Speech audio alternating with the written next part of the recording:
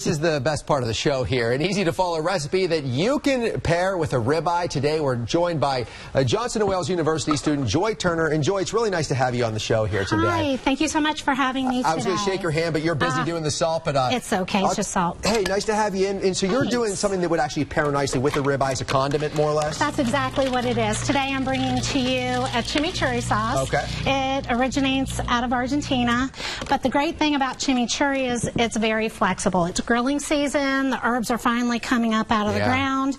These are things that you want to have this sauce. I am actually putting the herbs in, so I'm starting with 2 cups of cilantro, a cup of parsley. I've also have some oregano in here, which is a little bit different. It's not traditional, but it just adds another kind of a nice flavor in there. Yeah, a nice flavor and another layer to it.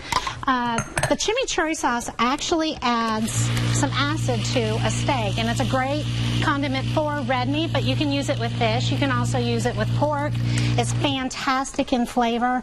It lends itself to a vinaigrette if you want to mix it and put it on a salad. You can do it with mayonnaise for a sandwich spread. Yeah, I was going to say, this seems like something that I can imagine would be pretty good on just about anything. I mean, when you're talking about, obviously, steak. It is. Yeah, I could see, like, maybe even a baked potato wouldn't be too bad. Not at all. Roasted potatoes, fantastic. And chimichurris are typically done by knife, but, you know, I don't have a lot of time. So using a food processor, anybody can do it, and it takes no time at all to get it together. And you just whiz it away, and you're done. That was simple. Is that it? So what you added to that? The liquids. What liquids did you put in there? So I added a little bit of the red wine vinegar. That's the acid that you're going to be looking for. If you were doing a fish, I'd probably use a lemon juice instead.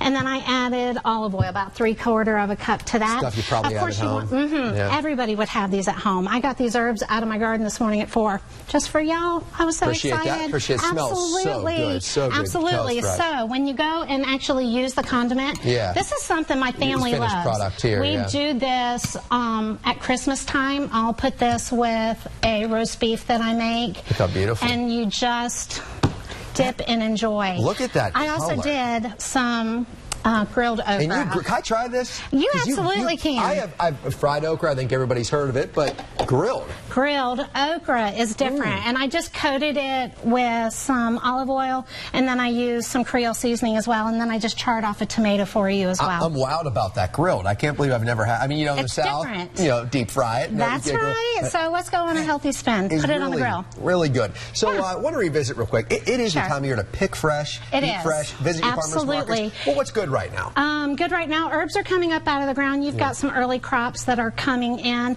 You know, the farmers markets in the area, I highly encourage you to go.